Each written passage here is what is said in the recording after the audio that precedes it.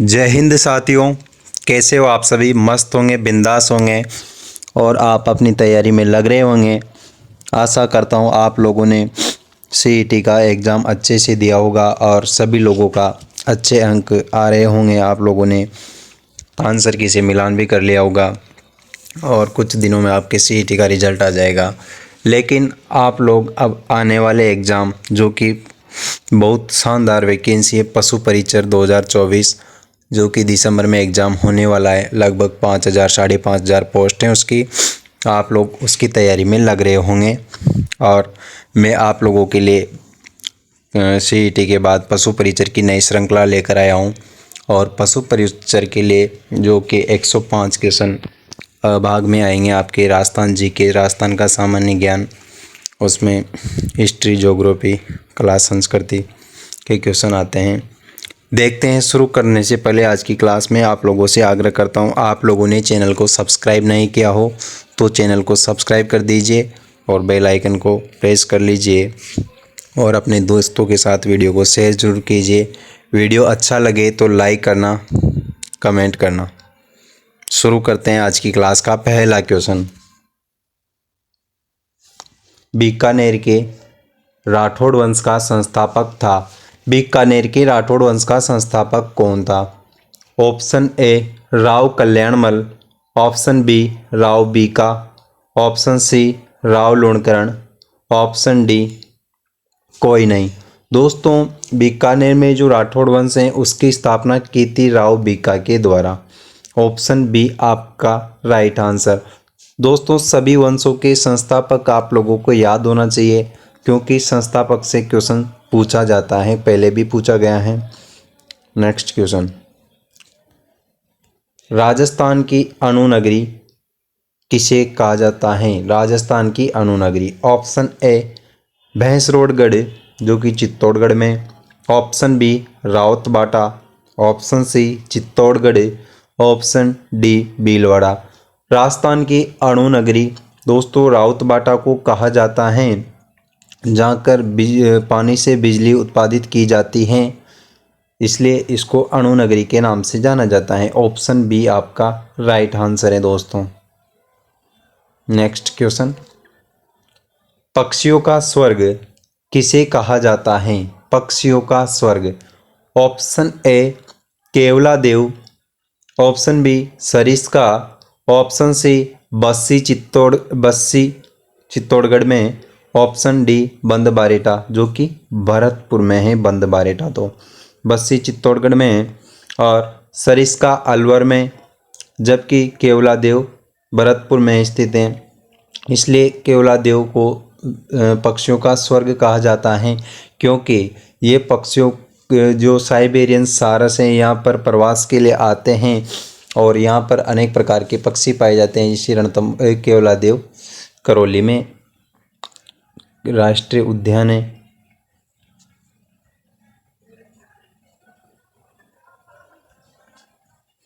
Sorry, केला देवी करौली में, तो केला देवी का मंदिर तो करौली में है, जबकि केवलादेव अभ्यारण्य भरतपुर में स्थित हैं। ऑप्शन ए आपका राइट आंसर है। Next question. पन्नालाल साहा का तालाब अथवा साहा का तालाब कहाँ स्थित है? पन्नालाल साहा अथवा साहा का तालाब कहाँ स्थित है? ऑप्शन ए अलवर में, ऑप्शन बी बीकानेर में, ऑप्शन सी चूरू में, ऑप्शन डी खेतड़ी में। दोस्तों, पन्नालाल साहा और साहा का तालाब खेतड़ी में स्थित हैं। ऑप्शन डी आपका राइट आंसर हो जाएगा। Next question. पूर्णतः राजस्थान में बहने वाली प्रवाहित होने वाली सबसे लंबी नदी है। प्रवाहित होने वाली सबसे लंबी नदी राजस्थान में बहती हैं पूर्णतः और सबसे लंबी नदी पूछी जा रही है। Option A Chambal, option B Banas, option C Kali Sindh, option D Banganga.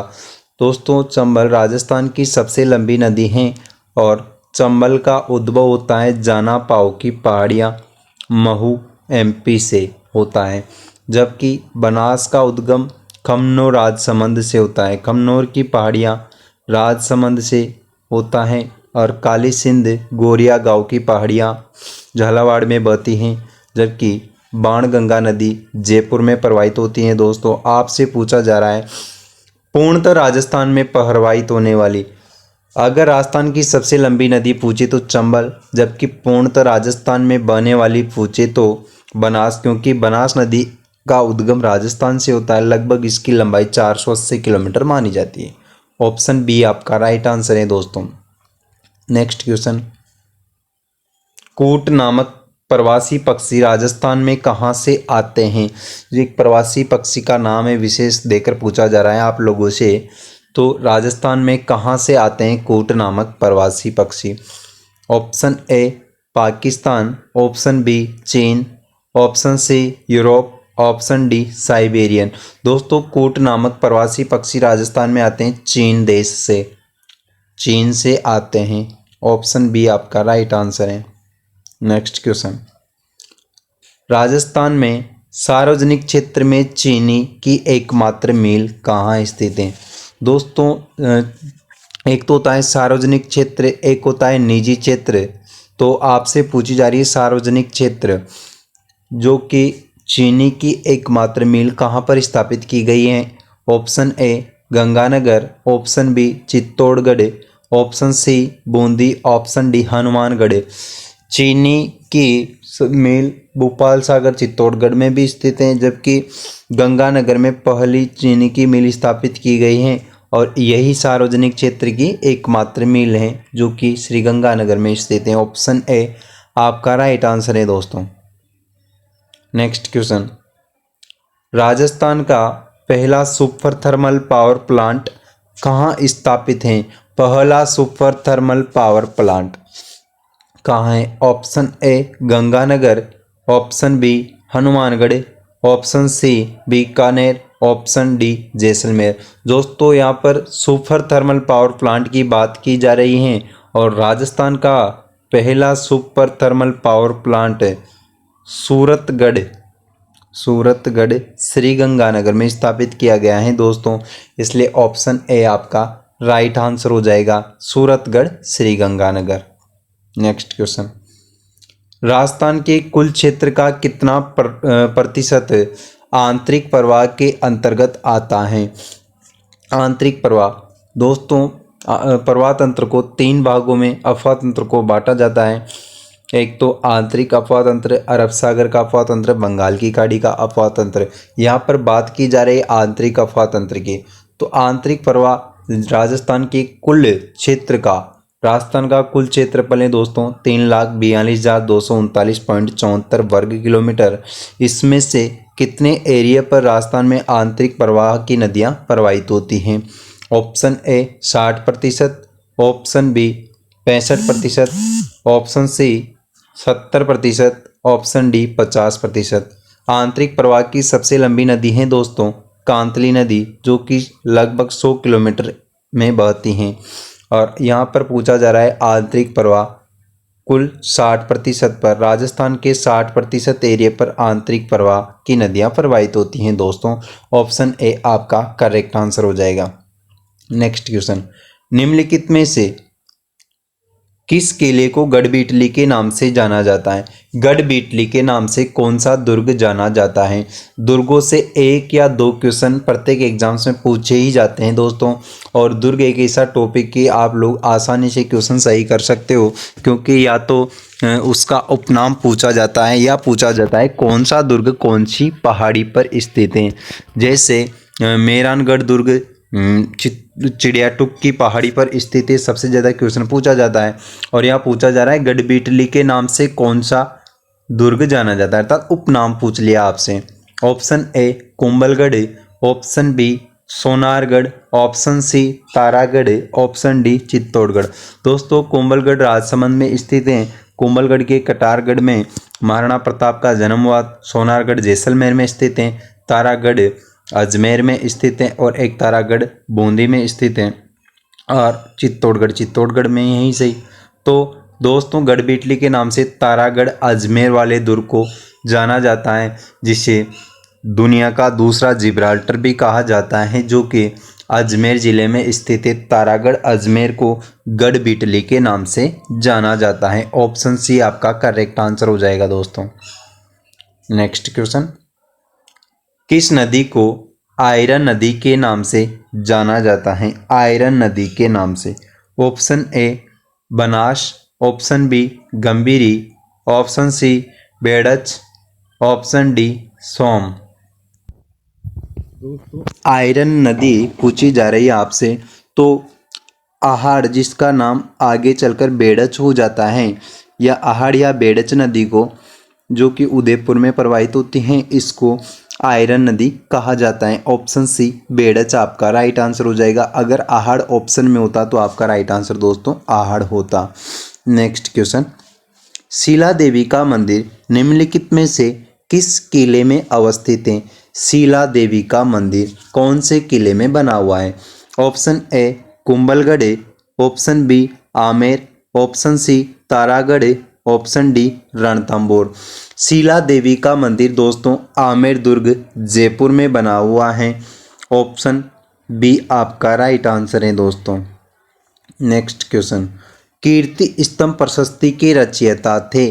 कीर्ति स्तंभ प्रशस्ति के रचयिता कौन थे? इनमें से आप लोगों को कीर्ति स्तंभ प्रशस्ति के रचयिता बताना है। Option A Somdev, option B Mahesh, option C Nata, option D जेता। कीर्ति स्तंभ प्रशस्ति के रचयिता हैं दोस्तों जेता। ऑप्शन डी आपका राइट आंसर हो जाएगा। नेक्स्ट, झालावाड़ का सूर्य मंदिर को किस नाम से भी जाना जाता है? अर्थात झालावाड़ जिले में जो सूर्य मंदिर बना हुआ है उसका उपनाम पूछा जा रहा है दोस्तों, और उस सूर्य मंदिर को किस दूसरे नाम से भी जाना जाता है? इन ऑप्शन में से आपको सेलेक्ट करना है दोस्तों। सूर्य मंदिर को सात सहेलियों का मंदिर या सास बहू का मंदिर, ऑप्शन सी कुंवारी कन्याओं का मंदिर, ऑप्शन डी चार मुख का मंदिर। दोस्तों सूर्य मंदिर झालावाड़ में झालरापाटन में बना हुआ है, जिससे सात सहेलियों का मंदिर भी कहा जाता है। ऑप्शन ए आपका करेक्ट आंसर हो जाएगा दोस्तों। सास बहू का मंदिर दोस्तों नागदा उदयपुर में बना हुआ है। नेक्स्ट, मूछाला महावीर का मंदिर कहाँ स्थित है? मूछाला महावीर का मंदिर। Option A Nadol, option B Ghanerao, option C Badnore, option D Menal. दोस्तों मूछाला महावीर का मंदिर घाणेराव जो कि पाली में पड़ता है यहाँ पर बना हुआ है। ऑप्शन बी आपका करेक्ट आंसर हो जाएगा दोस्तों। नेक्स्ट, किस मंदिर को हाड़ोती का खजुराहो भी कहा जाता है? दोस्तों अभी सीईटी में क्वेश्चन पूछा गया था, लगभग हाँ सीईटी में अभी कितने 24 तारीख को नहीं 23 तारीख को इवनिंग वाले शिफ्ट में 3 से 6 बजे के बीच में जो एग्ज़ाम हुआ था इवनिंग शिफ्ट 23 तारीख का, उसमें पूछा था दोस्तों राजस्थान का मिनी खजुराहो किसे कहा जाता है? राजस्थान का मिनी खजुराहो। तो वहाँ पर ऑप्शन था भंड-देवरा बारा, किराड़ू का मंदिर, ये सब ऑप्शन थे वहाँ पर। तो आपसे पूछा जा रहा है यहाँ पर हाड़ोती का खजुराहो। ऑप्शन ए शिव मंदिर बारडोली, ऑप्शन बी शिव मंदिर मैनाल, ऑप्शन सी शिव मंदिर भंड-देवरा, ऑप्शन डी शिव मंदिर कंसुआ। दोस्तों हाड़ोती का खजुराहो पूछा जा रहा है तो शिव मंदिर भंड-देवरा जो कि बारां जिले में बना हुआ है और यहाँ पर ये हाड़ोती के खजुराहो के नाम से जाना जाता है। जबकि राजस्थान का खजुराहो पूछा जाए, राजस्थान का खजुराहो, अगर राजस्थान का खजुराहो पूछा जा रहा है तो किराड़ू मंदिर बाड़मेर, जबकि राजस्थान का मिनी खजुराहो पूछा जाए तो दोस्तों भंड-देवरा बारां वाले या हाड़ोती के खजुराहो को ही राजस्थान का मिनी खजुराहो कहा जाता है। इसलिए आपको कंफ्यूज नहीं होना है। वहाँ पर फर्स्ट ऑप्शन किराड़ू का मंदिर बाड़मेर दे रखा था, क्योंकि राजस्थान का खजुराहो दोस्तों आप लोग अगर जल्दी में क्वेश्चन पढ़ते हो तो उसका आंसर बहुत से बच्चे किराड़ू का मंदिर दे आए और उनका क्वेश्चन गलत हो गया, जबकि वहाँ पर पूछा गया था मिनी खजुराहो, तो उसका करेक्ट आंसर था भंड-देवरा बारा। नेक्स्ट क्वेश्चन, राजस्थान का कौन सा मंदिर चूहों का मंदिर कहलाता है? चूहों के मंदिर के नाम से किस मंदिर को जाना जाता है? ऑप्शन ए जमुआई माता मंदिर, ऑप्शन बी करणी माता मंदिर, ऑप्शन सी शीला देवी मंदिर, ऑप्शन डी केला देवी मंदिर। दोस्तों चूहों का मंदिर, आप कहोगे सर चूहों का मंदिर क्यों कहा जाता है?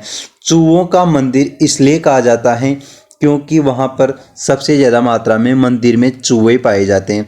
अगर वहाँ पर कोई व्यक्ति दर्शन करने भी जाता है तो वहाँ पर उनको सबसे ज़्यादा चूहे चूहे उनके पाँव में चूहे नज़र आते हैं, इसलिए इसको उपनाम इसका चूहों का मंदिर ही दे दिया।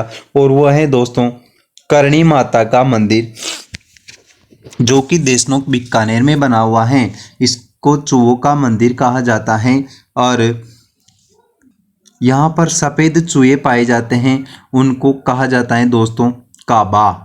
काबा के नाम से कहा जाता है। सफ़ेद और ब्लैक जो अपने नॉर्मल चूहे होते हैं, दोनों प्रकार के यहाँ पर चूहे पाए जाते हैं। और इन चूहों सफ़ेद चूहों को कहा जाता है केवल काबा, दूसरे चूहों को नहीं कहा जाता। दोस्तों क्वेश्चन पूछा जाता है काबा क्या है? करणी माता के मंदिर में पाए जाने वाले सफ़ेद चूहों को काबा के नाम से जाना जाता है। दोस्तों यहाँ के लोगों की धार्मिक मान्यता है कि जो व्यक्ति जब करणी माता के मंदिर में दर्शन करने के लिए जाता है तो जब मंदिर के सामने बैठता है, धोख लगाता है, तो अगर उसके सिर पर काबा अर्थात सफ़ेद चूहा चढ़ जाता है तो उसकी मान्यता अर्थात मनोकामना पूर्ण हो जाती हैं। या फिर ऐसा भी कहा जाता है कि इस मंदिर में जाने पर सफ़ेद चूहों का दर्शन होना शुभ माना जाता है। ये हर किसी को नहीं होते दोस्तों, इनका दर्शन, सफ़ेद चूहों का दर्शन हर किसी को नहीं होता। किसी किसी को दिख जाते हैं, किसी को नहीं दिखते। अगर आप लोगों को भी देखना है तो आप लोग करणी माता के मंदिर देशनोक बीकानेर में जाइए और सफ़ेद चूहों का दर्शन करके आइए और अपनी नौकरी लगने का सपना अर्थात मनोकामना को पूर्ण कीजिए दोस्तों। नेक्स्ट क्वेश्चन, गुहिल के बाद मेवाड़ के प्रतापी शासक कौन बने? गुहिल अर्थात गुहिलादित्य, जो कि इसके बाद मेवाड़ का प्रतापी शासक कौन बना था दोस्तों?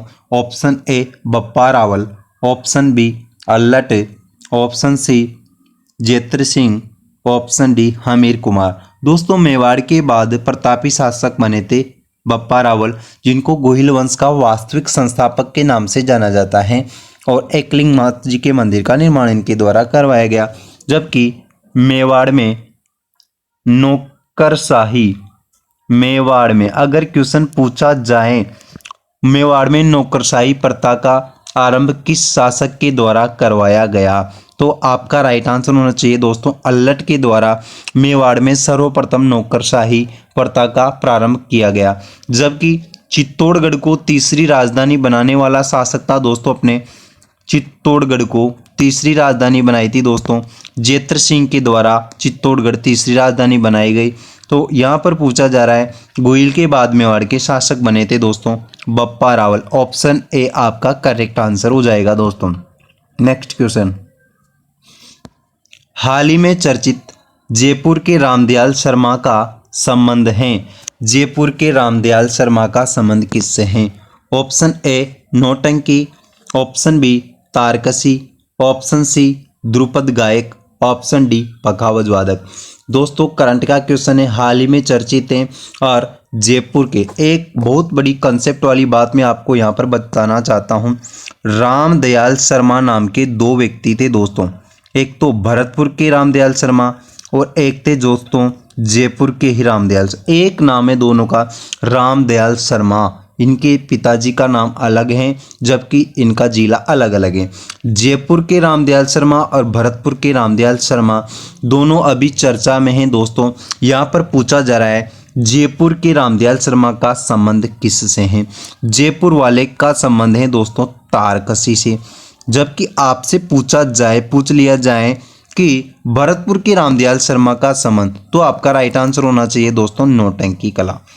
भरतपुर के रामदयाल शर्मा तो नौटंकी से, जबकि जयपुर के रामदयाल शर्मा का संबंध है दोस्तों तारकसी से। ऑप्शन बी आपका राइट आंसर।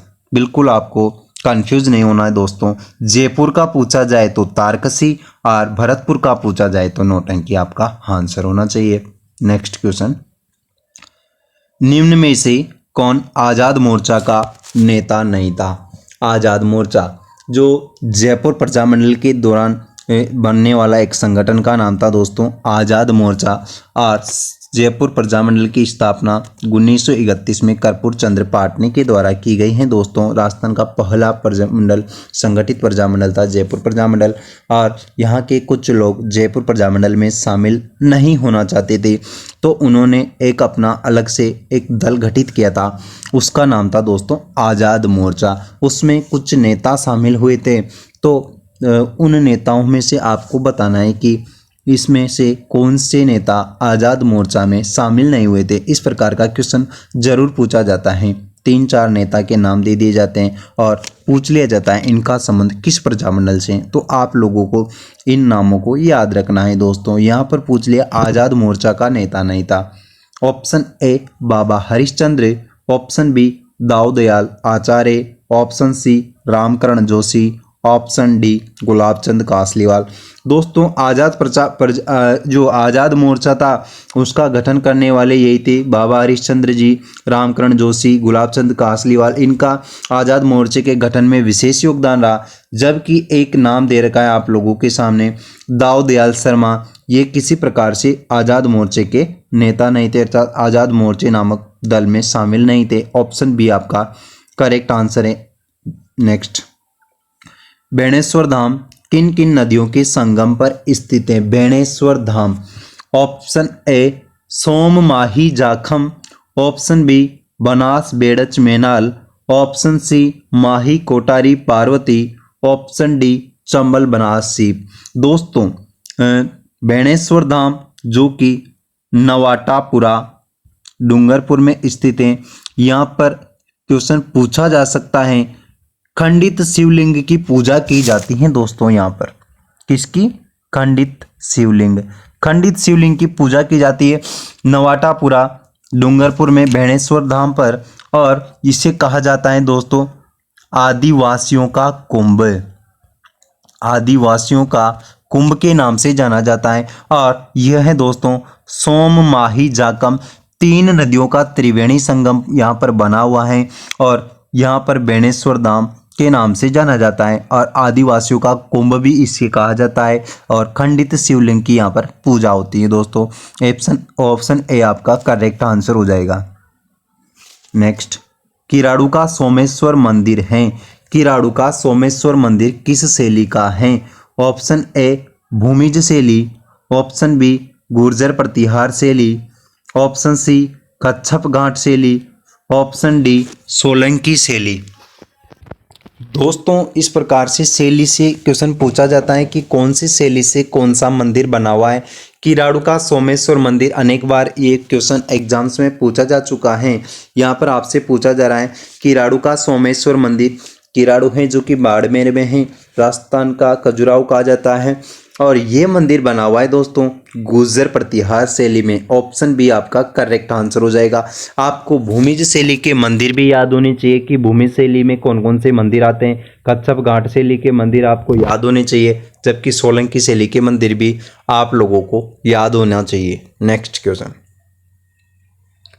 सुरलिया आभूषण पहना जाता है। सुरलिया आभूषण शरीर के किस भाग में पहना जाता है? ऑप्शन ए हाथ में, ऑप्शन बी कान में, ऑप्शन सी नाक में, ऑप्शन डी गले में है। दोस्तों सुरलिया आभूषण, सुरलिया पहना जाता है कान में, झेला कान में पहना जाता है, मुर्कियां भी पुरुषों के द्वारा कान में पहना जाने वाला आभूषण है। दोस्तों कान के अनेक प्रकार के आभूषण हैं, महिलाओं के द्वारा कानों में अनेक प्रकार के आभूषण पहना जाता है, और जबकि लौंग भी पुरुष और महिलाओं के द्वारा कान में पहना जाता है। यहाँ पर सुरलिया पूछा जा रहा है, तो सुरलिया का राइट आंसर हो जाएगा दोस्तों। Option B is correct answer, क्योंकि सुरलिया कान में पहना जाने वाला आभूषण है। नेक्स्ट, अचलगढ़ किला किस जिले में स्थित है? अचलगढ़ कौन से जिले में स्थित है? ऑप्शन ए चित्तौड़गढ़ में, ऑप्शन बी सिरोही में, ऑप्शन सी राजसमंद में, ऑप्शन डी प्रतापगढ़ में। अचलगढ़ किले का निर्माण दोस्तों राणा कुंभा के द्वारा करवाया गया था, और अचलगढ़ किला है दोस्तों सिरोही जिले में स्थित है। ऑप्शन बी आपका करेक्ट आंसर हो जाएगा, अचलगढ़ सिरोही में स्थित है। नेक्स्ट, आदिवासियों का हरा सोना किसे कहा जाता है? आदिवासियों का हरा सोना किस घास को कहा जाता है? ऑप्शन ए कस, ऑप्शन बी बांस, ऑप्शन सी आंवला, ऑप्शन डी खेजड़ी। आदिवासियों का हरा सोना कहा जाता है दोस्तों बांस को। ऑप्शन बी आपका करेक्ट आंसर हो जाएगा। बांस को आदिवासियों का हरा सोना कहा जाता है, जबकि कस नामक घास इत्र बनाने में काम आती हैं, जो कि सवाई माधोपुर में पाई जाती है। नेक्स्ट क्वेश्चन, राजस्थान में कुल कितनी सूती वस्त्र मिलें हैं? सूती वस्त्र मिलें कितनी हैं? Option A 23, option B 24, option C 26, option D 28। कुल सूती वस्त्र मिलें कितनी हैं? ऑप्शन दोस्तों यहाँ पर सूती वस्त्र मेलें पूछी जा रही हैं, तो आप लोगों को मैं बताना चाहता हूँ कि राजस्थान में हमारे यहाँ पर स्वतंत्रता प्राप्ति पूर्व तो 7 सूती वस्त्र मिले थी, जिनकी संख्या वर्तमान में कितनी हो चुकी है दोस्तों? 23। अभी वर्तमान में पूछी जाए तो 23 सूती वस्त्र मिले, जबकि स्वतंत्रता प्राप्ति से पूर्व राज्य में 7 सूती वस्त्र मिले थी दोस्तों। और इनमें से भी आप लोगों को अगर क्वेश्चन एग्जामिनर घुमाना चाहे तो 17 मिले तो हैं दोस्तों निजी क्षेत्र की हैं दोस्तों, 17। तो 3 मिले हैं दोस्तों इनमें से सार्वजनिक क्षेत्र की। कितनी? 3 मिले सार्वजनिक। अब कितनी बची? 3 ही बची। 3 है दोस्तों सहकारी क्षेत्र की मिले, जो कि सहकारी क्षेत्र में आती है। 17 3 20 और 3 23। 17 निजी क्षेत्र की पूछे तो 17 मिले, सार्वजनिक की पूछे तो 3, सहकारी क्षेत्र में पूछे तो 3 मिले। कुल कितनी है? तो कुल है वर्तमान में 23। ऑप्शन ए आपका राइट आंसर। नेक्स्ट क्वेश्चन, रावली टोडगढ़ अभ्यारण्य कहाँ स्थित हैं? रावली टोडगढ़। ऑप्शन ए ब्यावर में, option B Bharatpur, option C Jaipur, option D Bikaner. Raoli Todgarh अभ्यारण्य है दोस्तों इनमें से इसका विस्तार ब्यावर जिले में है। ऑप्शन ए आपका करेक्ट आंसर। नेक्स्ट क्वेश्चन है अपना,